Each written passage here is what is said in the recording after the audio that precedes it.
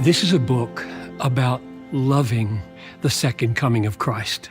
Not just understanding it, not just expecting it, but loving the appearing of the Lord Jesus. And the reason I wrote a book about loving the appearing of Jesus is because of 2 Timothy chapter 4, verses 7 and 8, where Paul says, I have fought the good fight. I have finished my course. I have kept the faith. Henceforth there is laid up for me a crown of righteousness, which the Lord, the righteous judge, will award to me, and not only to me, but to all who have loved his appearing. So there it is. That took me captive. If you and I love the Lord's appearing, love the second coming, we will receive a crown of righteousness. So my aim is to help you love the Lord's coming and gain the crown of righteousness.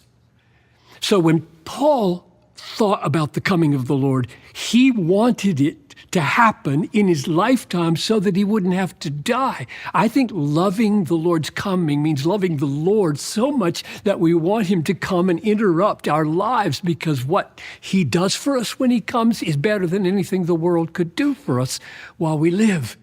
There are more pleasures at his right hand than there are in this world.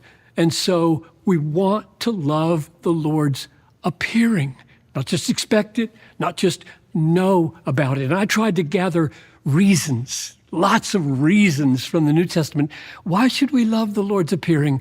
And among all those reasons, there are some mind-blowing, staggering, unspeakably surprising ones. For example, here's Luke 12:37. Jesus says, "Blessed are those servants whom the master will find faithful when he comes. He will clothe himself with the garments of service, cause them to sit at table, and come and serve them." Now let's let that sink in. The sky has been split. Millions of angels have descended with Jesus. Lightning has flashed from horizon to horizon. The Lord of Lords and King of Kings has arrived. And he takes off his lordly robes and he puts on a slave towel and he tells us to sit down, and he moves like a waiter to serve us.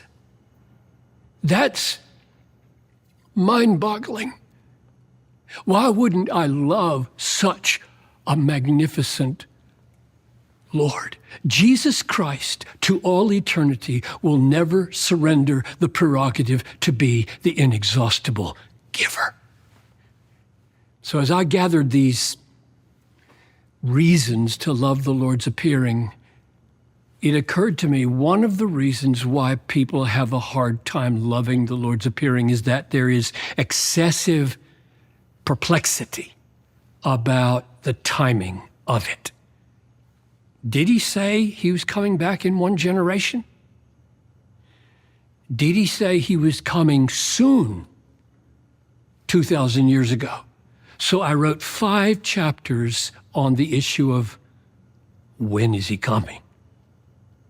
The timing issue, which brought me then to the end where I posed the question, all right, if I love him and his coming as I ought, and I have some right thinking about the timing, how then should I live in this age, pedal to the metal for his glory right now? And so I wrote 5 more chapters on how then shall we live. So the upshot of this book is we want you to love, and I want to love, the Lord's appearing. And we want to live in the light of the Lord's coming, pedal to the metal for his glory until he comes or until he calls.